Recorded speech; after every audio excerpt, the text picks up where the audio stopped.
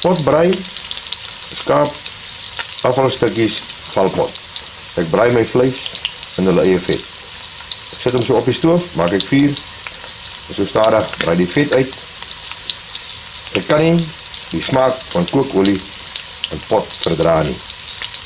Ek sê nie iemand is verkeerd as hy kookolie vat en eers die eie in kookolie braai en dan sy vleis in kookolie braai nie.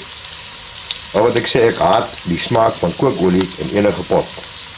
Hierdie is my manier, dan skep ek die vleis uit wanneer hulle bruin is, en dan braai ek die eie en die skaap se vet.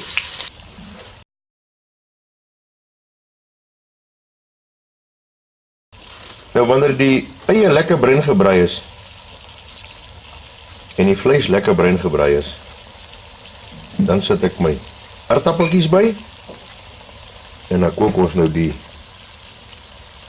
potjie tot hierdie aardappeltjies en die vleis sag is, dat jy daai bruin smaak op die rys kan kry.